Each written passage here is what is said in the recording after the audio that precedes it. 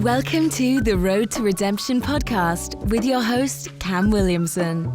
Each week, Cam sets out to shatter the labels and stigmas associated with mental health awareness by giving life lessons and raw overviews of events happening around the world.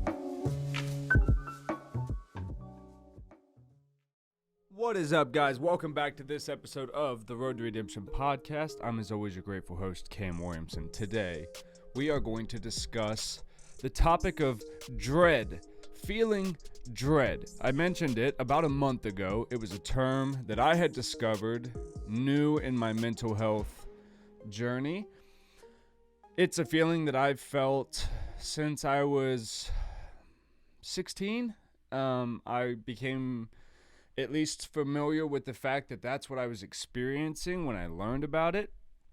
I sometimes considered my feelings of dread to also be general feelings of anxiety.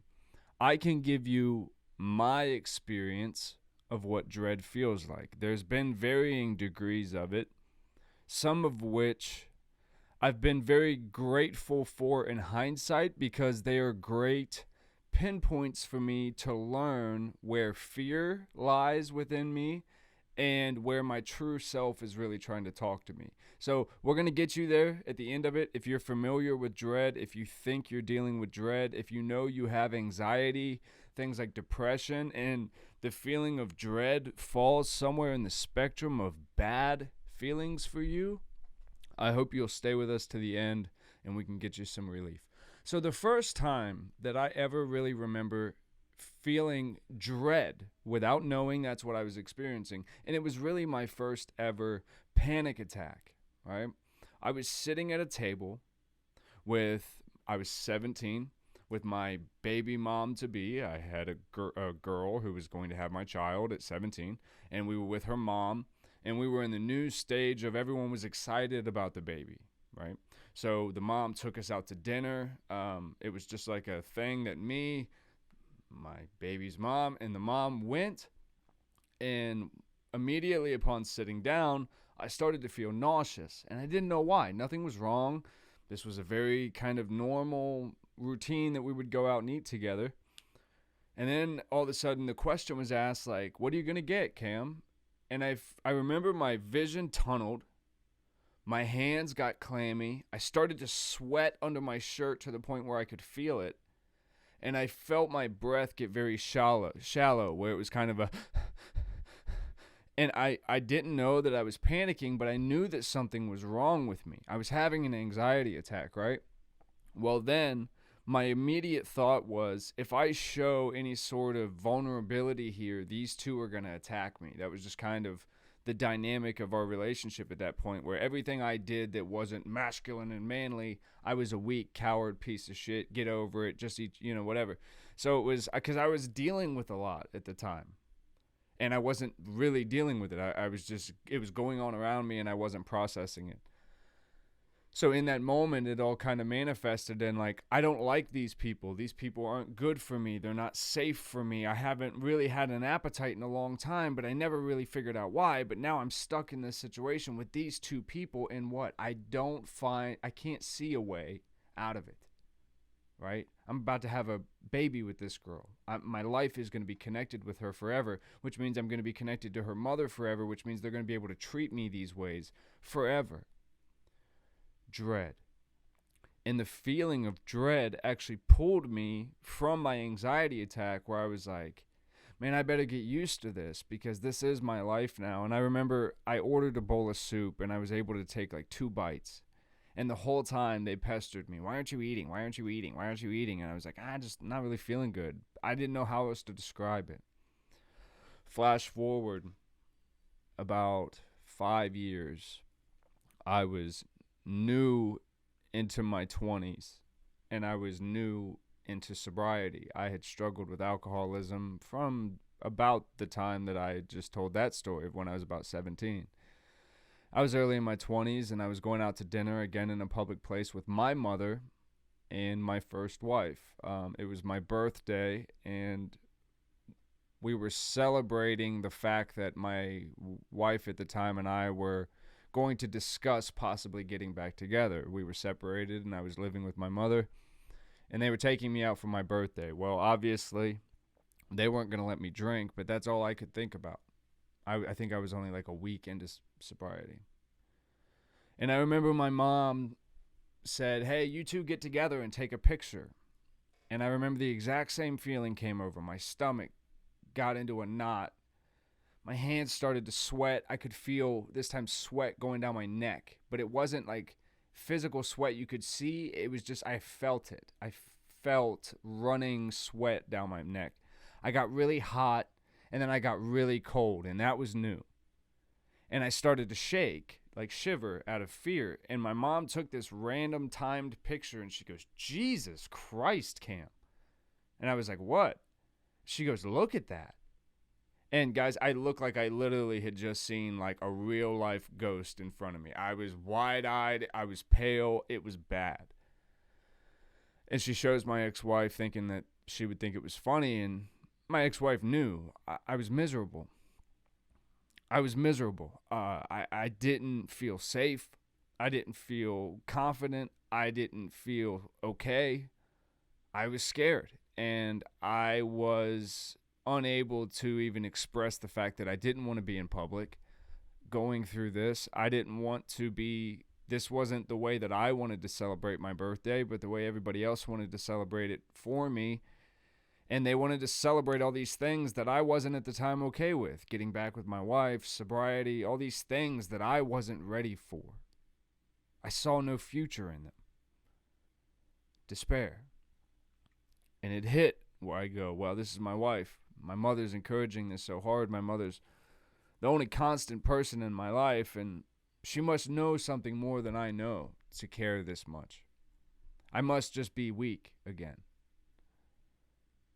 And I don't remember what happened, but I think they let me like have a sip or two of somebody's drink, or somebody went to the bathroom or something, and I got a drink or two, like a sip or something in me, and it leveled me out to the point where I was able to act like I was having a good time.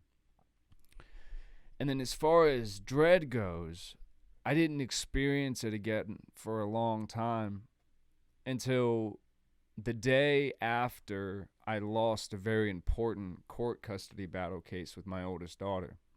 I went in thinking that our lives were going to change and I was going to see her so much more. And I had hired a lawyer and I sacrificed so much and I worked really hard, really hard. And, you know, I lost and I was pissed and I had like a 5-hour drive home to think about how mad I was. And I thought I dealt with it all. And the next day I was just simply walking from like my office that I'm in now to my room to take a shower. And it was like maybe 7:30 at night. And all of a sudden I got this feeling accompanied by the thought that like I would never be good enough for my daughter. And I stopped and my hands started to sweat and I got so cold that I literally just started to shiver. I started to shake and it stopped me in my place from walking and I got stuck kind of like shivering like this and I'm wondering what's going on, but I can't even think about like how to move my body or anything because all I can focus on is this cold feeling down to my bones. It's cold. It's hopeless. It's an emotion and a physical feeling at the exact moment of meeting. It's true, utter despair and dread.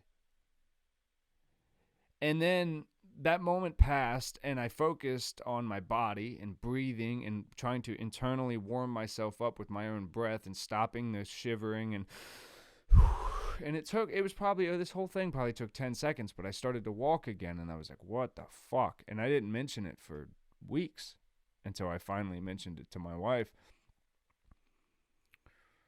And then flash to maybe 2 years later, probably within the last year now, I was driving and I was going down the highway and I just got this feeling like, what if my tire blows out, my car flips, and I get stranded on the side of the highway and I'm never able to go back and be there for my kids again? I was on my way to go get my oldest daughter. And the fear of the journey to get her and to get her back safely and spend a whole weekend with her. And everything that I was making it in my head about everything I needed to be for her stopped me from getting there, because physically my eyes started to go, my vision went blurry, I couldn't breathe, I couldn't focus, and I'm driving down the highway expected to go get my daughter and drive 2.5 hours back. And I got that cold feeling again, and I drove home the whole way with the heat blaring on me, sweating, freezing, white knuckling, and I had to call my mom again. And this is just being honest, guys. Like, my mom is the most constant person in my life, and it was like 5:30 in the morning. And she had to be on the phone with me for like 2.5 hours because I was like, Mom, I'm not calling an ambulance. God damn it. I'm going home. I'm getting home. And this weird survivalistic thing to get home happened. Flash to, I think, within the last 8 months to maybe the year, me and my family were driving. We're going to drive down to see my mother. She had a recent cancer diagnosis, and we were all going to go see her. And that drive was making me nervous because of the previous drive I had told you about. I struggled with driving on a highway for months after that. And I told myself, this time I had my wife, at least if I started to feel bad, she'd be able to drive. But 10 minutes in, realized a new anxiety of having my family in the car made that feeling of what if we flip worse. So I told myself, it's a 7-hour drive. If I can make it 2.5 to 3 hours, or more than halfway, 3.5, I'll consider that a win, and then I'll let my foot off the gas as far as exposure therapy goes, and I'll let her drive. So I let her drive, and I felt terrible at this time. The full feeling of dread had kicked in. I was cold, everything. And I went to fill up our car where we were going to switch at the gas station. And as I was walking around the hood of the car, I got stuck again in that, like, thing. And I realized, like, I've got a real issue here that I need to figure out. Because when that happens, it can take hours to feel normal again. And I'll be honest, a lot of the times, well, every time, I have to use cannabis to physically get myself together where I can function and I'm not so stuck in the introception of the feeling and the physical takeover and the fear that I have to use every bit of survival mode to roll something and step outside and get the fresh air and just get away. And a lot of the times, now, this is where we'll talk about the healing process of it. I've learned that the feelings come on when I feel that I'm super responsible for something. I have a big responsibility. People are in my care. Situations that I really care about have become unmanageable or are just unknown to me. You know, you can't predict how a drive is going to go. Flat tires happen, right? And it was weird because after that initial car drive that sent me into a panic, I did get a flat tire with my family in the car, and it was wild. Like, a bunch of tire shops said, oh, we've never seen something like this, but my car handled it perfectly. We were all safe and everything was fine. So it was like, and immediately after, I didn't have that thing again. And I haven't had that feeling of dread come up. But it was only in the moments of being in it that I was like, I'm so fucking scared right now. I'm scared, and sure, I'll keep driving through the fear and all these feelings, but I'm so fucking scared that life can come in and take me out of it or take my family out of it, or it's just this feeling of things are never going to change. I'm going to have to do this forever. I felt that feeling, and I wrote about it. It's the first line of my book. I felt that same feeling of despair standing in that jail cell for the third time, facing to 7 to 10 years in prison back in October of 2016. It's a feeling of true hopelessness with a purpose and a reason behind it to feel that way. Your brain has rationalized it as real. So discrediting it is not going to get you out of it. And I'm not going to sit here and tell you that the day you realize what's going on is the day you need to master it. I still use cannabis to this day. I still struggle with when that feeling of dread starts to come on, naturally, I don't have the ability to calm myself. And this is just me being honest with you. I don't have the ability to pull myself to a place where we go, this is not as big as you make it feel right now in your mind. The car drive that you have in front of you is the same ride you've had many times before, and you've completed them many times before, and now you've gotten a flat tire before, and and things like random moments in the day when I'm driving, just doing my own thing, I will get these immense feelings of dread that something will happen to my kids or me, and I'll never see them again. And sure, if you sit around and look at stats and stuff, you can rationalize that you're justified to think that way, but you're also rationalizing to your body why you should continue to feel the way you feel. And the goal is to get out of it. So we've recognized that the fear is the lack of control in the universe, in life, that things can happen. We can get ourselves in such situations that they can seem very hopeless. Behind a cell door, in a marriage, in a parental situation with someone you don't want to be in it with. And you can see your entire future as a loss, meaning that you have no vision for it. You can't picture it. Which then mentally puts you in a state of, well, I'm not meant to survive then. If I can't see my future, if I can't picture it, then it's probably not meant for me. Which means something is coming to take me out, and I just don't know what that is. Feelings of dread come in, and we don't know why, because you're sitting on the couch or you're driving in your car and you're perfectly safe. You're out at dinner having fun. You're perfectly safe, but your body is in full panic mode. Why? Because there's underlying fear there. And if we don't talk about it and we keep trying to just push it down and we just drink alcohol and then we go out, or as soon as we sit to the table, we order a couple drinks, so we're not paying attention to all the people and the voices and the lack of ways to get out if something was to go down, or if all this stuff that plays through the minds of people. I'm a veteran, so a lot of this has to do with security and safety for me, is things that you cannot control. You can make a plan, you can communicate with those around you of things that are, have gotten your attention, but you also don't want to be a bummer to people. You don't want to be like, hey guys, before we order anything, just so you know, if someone stands up with a gun, I'm going to run that way. I expect you all to join hands, grab onto my belt loop, and take the fuck off. Like, that is borderline paranoia to the point of it's unhealthy, right?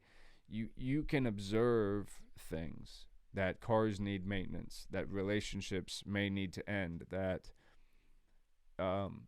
life is hard a lot of times, and the future is unknown.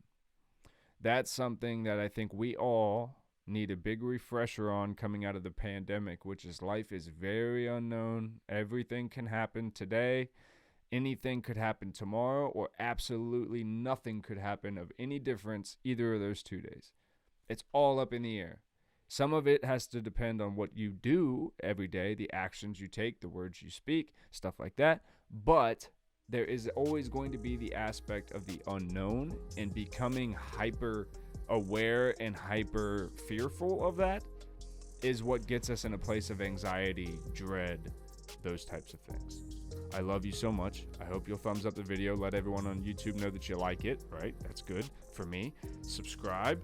That way you see everything that, we're putting out. If you want to see it as soon as I drop it, hit the little bell, and that'll tell you as soon as we put things out. I love you so much. Check out the Road to Redemption podcast.com for all past episodes, and we'll be seeing you in the next one. Take care of yourself.